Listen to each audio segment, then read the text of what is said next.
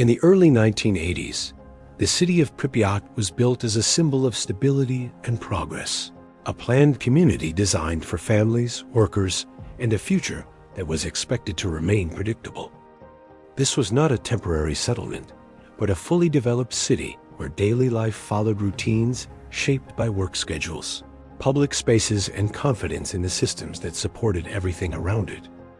Nearby, the Chernobyl Nuclear Power Plant operated as a permanent energy facility, integrated into regional planning and treated as long-term infrastructure rather than an experiment. For the people who lived nearby, the plant was not seen as a threat, but as infrastructure, something distant, technical, and trusted to function according to established procedures and safety margins. Daily routines continued without interruption, shaped by predictable systems that rarely draw attention when their work is intended, reinforcing the idea that stability does not need to be questioned.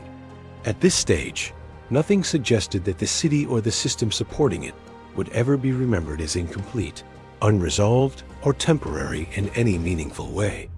The systems behind the scenes were assumed to be understood, controlled, and bounded by clear limits, allowing everyday life to continue without the need for constant attention or concern.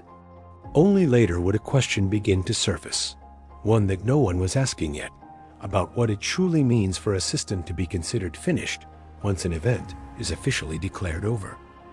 In April 1986, the event was recorded as a single moment in time, documented, categorized, and fixed to a specific date in official records.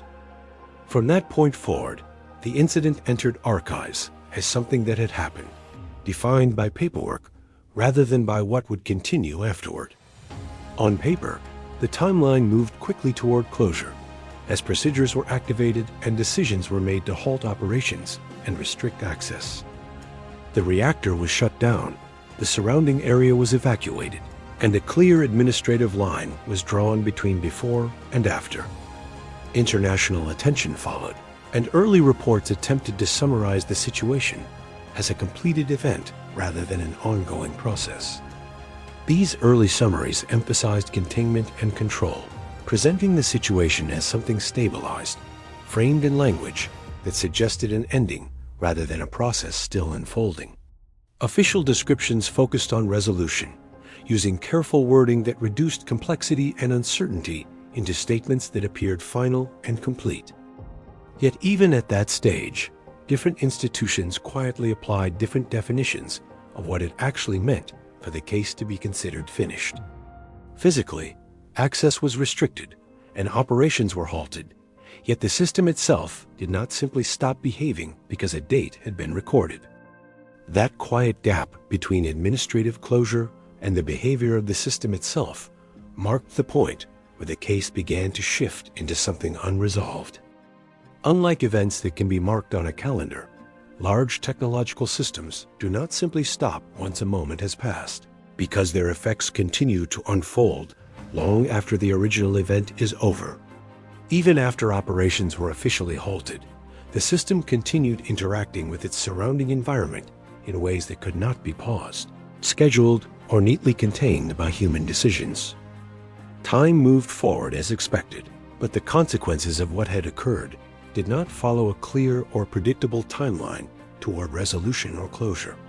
Monitoring began not as a temporary response, but as an ongoing necessity, designed to continue indefinitely without any clearly defined endpoint. Restrictions remained in place because conditions could not be confidently described as stable, safe, or reversible over long periods of time. As a result, the city itself became part of the unresolved system, preserved not by intention or planning, but by the absence of any viable alternative. Buildings were neither dismantled nor repurposed, instead remaining exactly where they stood as the broader system around them continued to change. Infrastructure originally designed to support everyday life slowly entered a condition that was neither active nor concluded, existing somewhere in between. Nature began to reclaim parts of the city gradually, not as a sudden collapse, but as a steady response to long-term human absence. This transformation occurred without a single defining moment, making it difficult to identify when one phase truly ended and another began.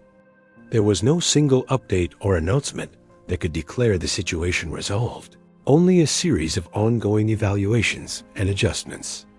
Each new assessment clarified certain aspects of the system while simultaneously introducing new uncertainties that had not been anticipated before. As time passed, management replaced resolution and control replaced completion as the primary way the system was handled. What remained was not a finished chapter in history, but a system continuing to operate under conditions very different from those imagined at its creation. In the years following 1986, investigations continued, revealing that early explanations had not fully captured the complexity of what had occurred.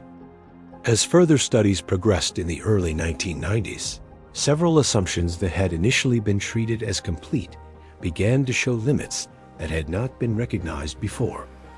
Certain design characteristics of the reactor were re-examined, not as isolated flaws, but as factors that behave differently under specific conditions.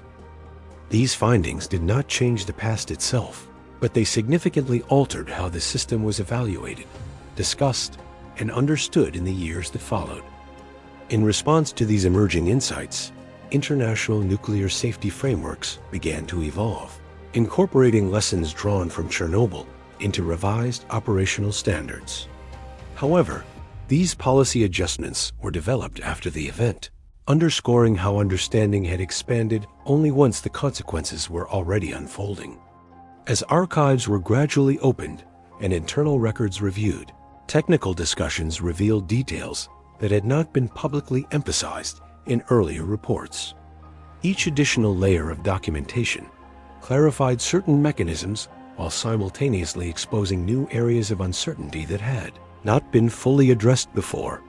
Some questions could no longer be examined under original conditions because the exact technical and environmental context of 1986 could never be recreated.